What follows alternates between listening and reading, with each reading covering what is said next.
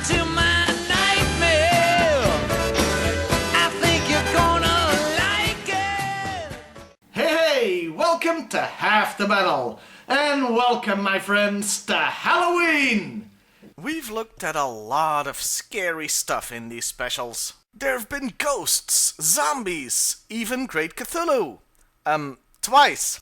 But what about something more recent? Let's find out what happens when G.I. Joe goes to Elm Street. We're taking a look at the cartoon episode Nightmare Assault. We start off immediately in Lifeline's nightmare.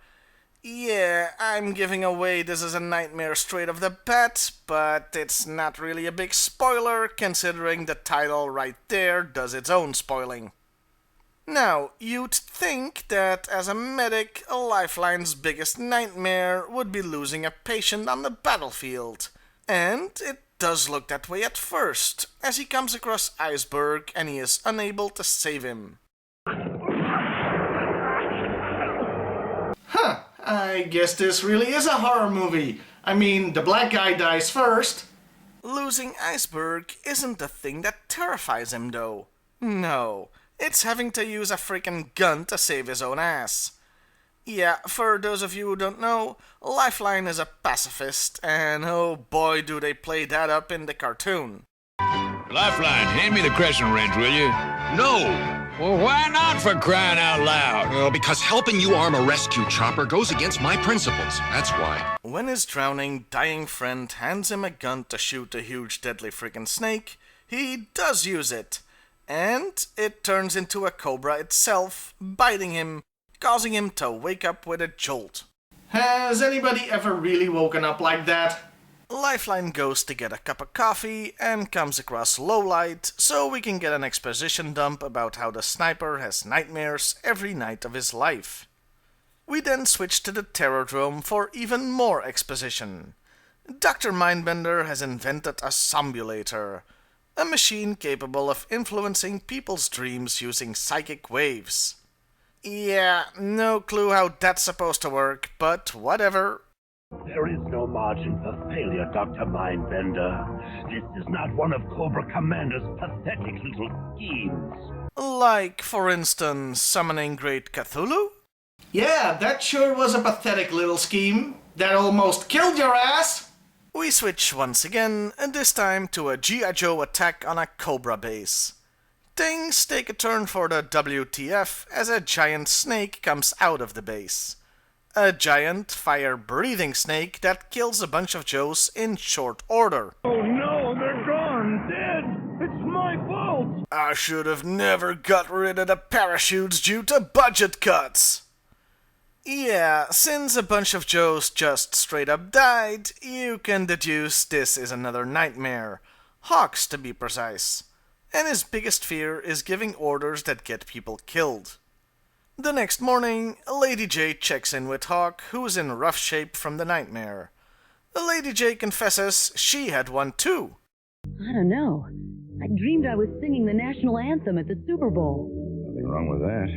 Yeah, I wasn't exactly in dress uniform. It was a little embarrassing. Oh, come on! Hawks and lifelines we get to see, but this one we just skip? Stupid damn children's cartoon. Hey, wait a minute. If Mindbender is controlling these dreams, does that mean he invented that one too? That dirty little pervert! Granted, I shouldn't be so shocked that a man dressed like this could be a pervert, but still, damn dude! Anyway, there's no more time to dwell on Lady J being naked at the Super Bowl, and there's a sentence I didn't think I'd ever say, as the Joes get an alert. The Dreadnoks have taken over an oil rig and have taken hostages, so they must be stopped. The Joes bravely go to free the hostages by shooting the crap out of the oil rig. I see they subscribe to the Kill 'em all at God Sort 'em Out school of hostage negotiation. The Dreadnoks are ready for them though, as they activate a giant inflatable cobra, bringing Hawk's nightmare to life right in front of his eyes. And this works! Well, at least for a few moments. Hawk puts on his big boy pants and personally goes in to take care of the snake. Get back, everyone! This snake is mine! I don't want anyone else near it! After Hawk has bravely destroyed, a balloon animal, the bad guys set a bomb and get the hell out of there. With not enough time to defuse the bomb, the Joes just free the hostages and get the hell out of there. As an aside, I swear they're just reusing character models for the hostages. This guy looks like Hawk from behind, and this one resembles Steeler. Anything to save some time and a few bucks, I guess. Oh well, at least Lady J has speaking lines in this episode. Mindbender is pleased with the test, but Serpentor is less than impressed. Weeks will not do! I want results now! This I command! Also, Mindbender, can you get me a ladder? I freaking can't get down from here. We switch to a completely different cartoon? Oh, it's just a movie. Yeah, Iceberg is on a date with that girl from Iceberg Goes South. But he's so exhausted, he falls asleep. Iceberg? Man, this must be the most understanding woman in the world. First, the guy turns into a whale, and then he can't even keep his eyes open when he's with her on a date, and she still doesn't leave. The other Joes aren't doing too hot either. They're all trying to stay awake, leading to a real nightmare. Who wears short shorts? We wear short shorts. 80s fashion! It can strike at any time! Oh, and this turns out to be yet another nightmare, so we can thank Hawk for the short shorts on display here. All the Joes continue to have nightmares, and we finally get inside Lowlight's head as he falls asleep. Turns out he has daddy issues. His father used to make him stay up at night all alone in the dark in a junkyard, where he had to kill rats to get over his fear of the dark. And his fear of rats, I guess. As a result, he's been fighting monster car rats in his dreams for years. Dude, that's pretty messed up. Mindbender tries to take advantage of this by turning the rat cars into Cobras, but Lowlight ain't having none of it and just blasts them. You gotta be tougher than me! And these days they don't make anyone tougher! Hear me, Dad! What was Mindbender thinking? You've got perfectly good nightmare fuel with those cars, and yet you turn them into lame snakes? That's like turning Freddy Kreuger into, Freddy Kreuger without makeup. Not nearly as intimidating. Speaking of a nightmare to Elm Street, too bad none of those kids ever thought of taking a sniper rifle with them in their dreams. I'm not saying it would have worked, but it would have scared the crap out of Freddy for at least a couple of seconds. Anyway, we are 15 minutes into this 22-minute cartoon, and only now are the Joes figuring out Cobra might just have something to do with their bad dreams. And only because they finally realized they've all been dreaming about those giant snakes. I'd like to point out that Lifeline has had over a dozen reports of nightmares before this point, and he didn't put two and two together. That's some fine medicining there, dumbass. Lifeline does come up with a solution though. All the Joes have to link themselves together so they can share their dreams, because they can do that apparently, no real explanation given, with Lowlight in charge. Meanwhile, Serpentor has ordered Mindbender to personally enter the dream world to finish off the Joes, because he can do that, apparently. No real explanation given. Science! Also, for some reason, entering the dream world means going through the opening credits of Doctor Who.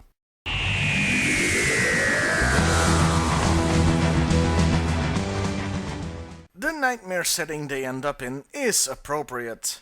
You've got the junkyard from Lowlight, but it's set in the Arctic like Iceberg's nightmare. Things immediately go to hell as everybody is in mortal danger, and Mindbender hasn't even shown up yet.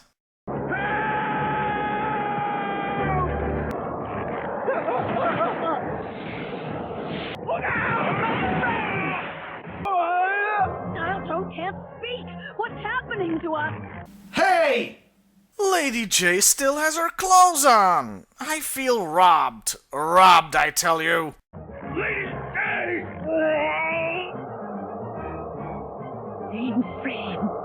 Help me, please! Help me! Mainframe's nightmare is turning into a robot?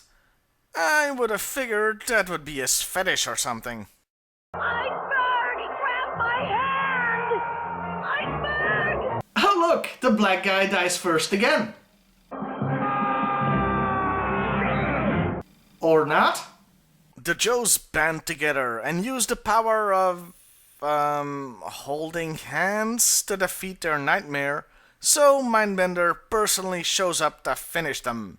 As a column of fire with his face on it. That's really lame. You cannot win! You call this a nightmare? Lowlight! Hey, Lowlight, could you quit doing my job for me? Lowlight comes in with a freaking army of living rat cars to attack the Cobras. Now that's awesome! So, how does Lowlight defeat Mindbender himself? Well, unfortunately, it's kinda lame. It's basically this. Make my monster grow! Yeah, he just grows giant-sized and throws a block of ice at him, making him wake up. Of all the ways this fight could have ended, that's what they went with? I mean, it's a freaking dream! Literally anything goes! I mean, he could have kept growing and squished Mindbender under his foot or something. Or hell, grow the rat cards bigger and have them eat him. But no, throwing some ice at him is enough to terrify the good doctor. Terrify him enough to even make him temporarily sane. I must destroy that evil machine!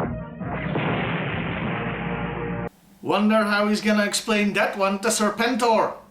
My Lord Serpentor, our magnificent nightmare machine was destroyed.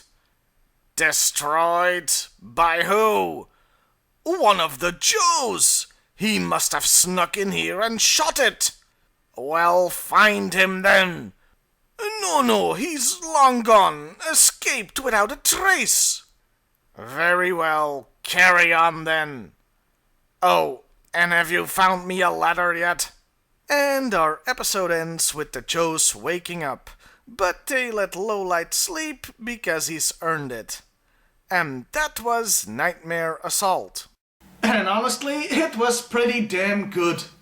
It was a nice character piece on Lowlight, though they did change his origin from the file card. There, he was afraid of the dark as a child, but his father wasn't a dick about it. While the premise wasn't original, Nightmare on Elm Street came out something like 1 or 2 years before, they did a good take on the whole dreams can kill you thing, and the nightmares were pretty spot on for the characters. Well, most of them anyway. Yeah, I still don't get why the IT guy would be scared of turning into a robot. Hawk being afraid of giving orders that get his men killed was very well done though. The only thing that bothered me was the ending.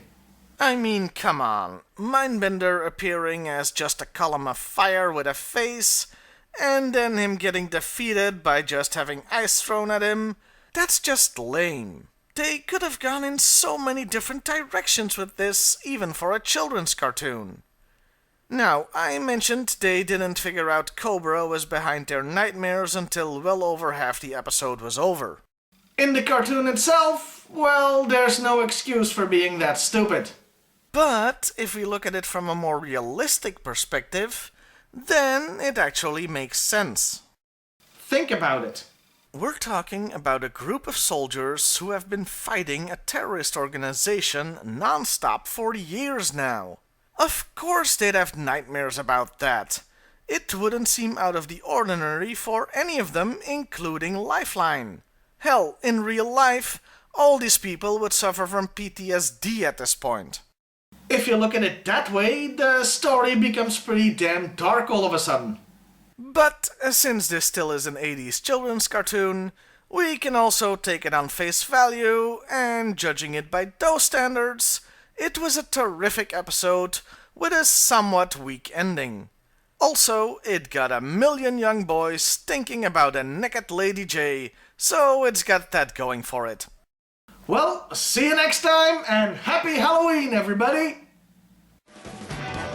Welcome to my nightmare. I think you're gonna like it. I think you're gonna feel you belong. Speaking of A Nightmare to Elm Street...